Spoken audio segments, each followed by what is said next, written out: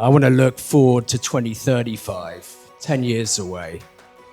I'm confident then that all major markets will be tokenized. And they'll be tokenized for one reason, and that again is down to access. Currently, less than 10% of the world's population have access to investments, and I think that's going to dramatically change. For me, and I guess it's probably biased with my background, I look at FX. I look at the FX market. It is screaming for non-dollar stablecoins. That is just the most easiest place for stablecoins to come in, and non-dollar stables come in and have value. Like, I think Warwick Business School did this phenomenal research piece on Uniswap, and they compared the Euro C USDC pricing and compared it to Euro Dollar.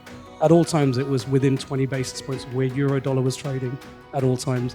Now you think forget the tier one, hedge funds, but you think of any company that's trying to do remittances or cross-border payments. For a euro to dollar transaction, they are paying a heck of a lot more than 20 basis points. Yeah, Dee, it's a pleasure to have you today. Hi Ziv, it's amazing. I can't believe you put this together. It's an incredible event. Stablecoin 1.0 was effectively a 100% load treasury fund, right? The issuer kept 100% of the yield on the underlying asset. And Stablecoin 2.0 is going to be a yield-bearing stablecoin, although as Anthony pointed out, I think in the SDGs chat, that may be an oxymoron. So this is the stablecoins discussion. We're really going to give some insights as to what we're seeing, some of the trends, some of the benefits, and really the drivers that we think that will continue this thing into the future of finance. So I think what we try and advise our clients when we're building solutions is think a few years ahead. What are the technologies that are going to be best supported?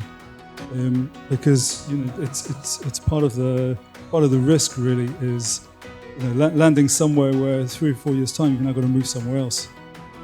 And that's not just the blockchain itself. That could be the wallets, it could be the bridges, it could be any part of this. Hey Andy, it's a pleasure to have you here. No, it's a pleasure. It's a pleasure to be part of your event. How do you find the event so far? It's great. I think what you've brought in a lot of great people. It's a very well organized, very structured event. So pulling together such an event with such a scale in a short period of time. It's very unusual to combine the word exciting and regulations in one sentence, but I'm going to do that because I really think this is the year when the positive regulatory environment is really going to set the path for wider adoption. XDC now, through our checks, has BlackRock, Fidelity, State Street, and Aberdeen money markets live on the XDC network. From our perspective, I see regulation as the future. And that's why we have partnered with excellent partners like Archax in the UK and Europe.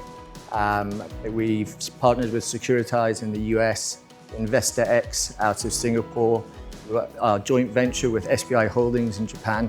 So the key message from these partnerships is that they are highly regulated entities. And that's absolutely key to our partnerships because we think it's the future.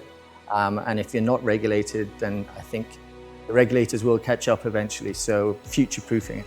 But I think the more meaningful way to grow liquidity is to take these specific institutional products where we already identify that, in principle, they should be able to bring a way to bring this asset on-chain, and we just have to kind of solve for the various challenges around that, demonstrate that it works, demonstrate the cost benefits, the operational savings, the transparency, and so on, and then we'll see much quicker adoption by the institutions out of the competitive nature that we expect and the desire to not lose. So my feeling is that we're closer than ever.